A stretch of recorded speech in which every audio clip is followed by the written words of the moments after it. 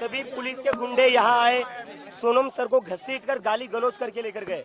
60 साल से जो इंसान है, जो भूख हड़ताल पर बैठा हुआ था 20 दिनों से, 60 साल के इंसान को जो 20 दिनों से भूखा था उसको दिल्ली पुलिस गाली गलौज करके घसीट कर यहाँ से जबरदस्ती उठाकर लेकर गई। ये कहाँ लेकर गई हमें पता नहीं है।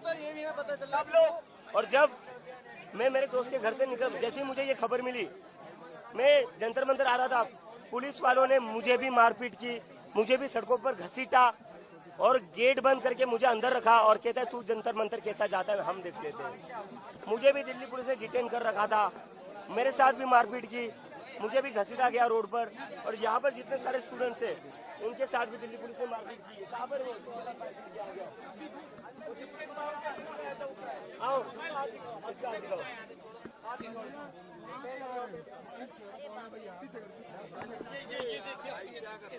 ये मेरा फोन भी छीन के ले गए, लोगों के फोन भी छीन कर लेकर गए। ये पुलिस ने, ये आरएसएस के गुंडे, ये दिल्ली पुलिस ने, ये आरएसएस के गुंडे 60 साल के इंसान को, इतने बड़े साइंटिस्ट को ये गाली गलौज करके घसीट कर लेकर जाते हैं यहाँ से। मैं विदेश से अपने देश वापस आया था, मैं कोई क्रिमिनल हूँ? मेरे को इन लोगों ने सड़कों पर घसीटा, मेरे को सड़कों पर मारा इन लोगों ने। और जब मैं चिल्ला रहा था मदद के लिए, मेरा मुंह दबाया गया दिल्ली पुलिस के द्वारा और कहते क्यों चिल्ला रहा है तू बहुत चर्बी चढ़ी थी तुम लोगों में, अब दिखाते हम तुम लोगों को हम क्या है।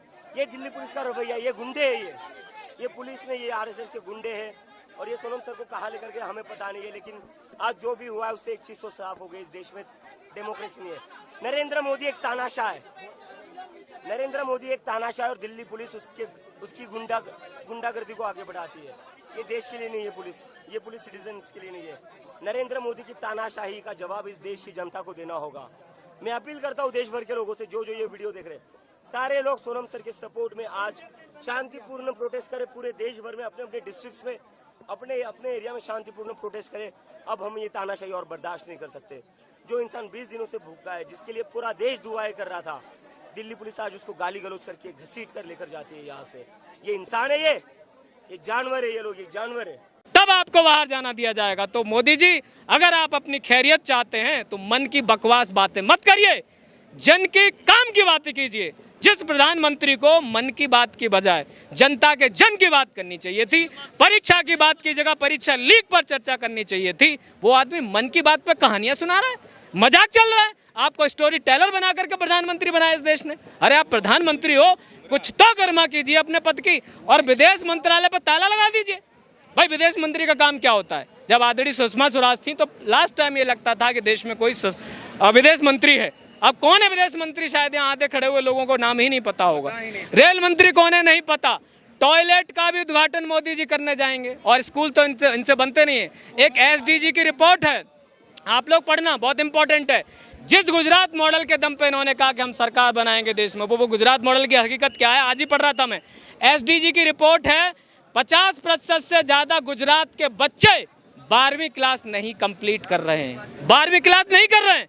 तो ये है गुजरात मॉडल। गुजरात के स्कूलों में टॉयलेट नहीं है, बेसिक फैसिलिटीज़ नहीं है। ऐसा मॉडल बनाना था देश का, यही तो बना दिया है। मध्य प्रदेश उठाइए, फुलेरा पंचायत बना दिया है, जहां हॉस्पिटल का एक ईंट नहीं लगी है, वहां 87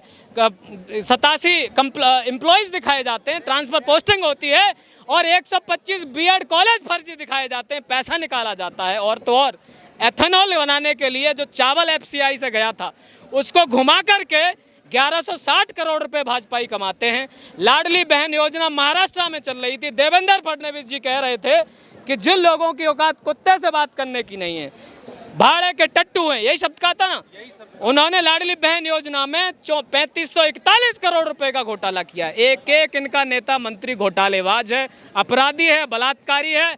अंत में यही बात कहूंगा, भारतीय जनता पार्टी नहीं है। इसको भारतीय जनता पार्टी कहना बंद कीजिए। ये गवारों से, जाहिलों से भरी हुई बलात्कारी जाहिल पार्टी है।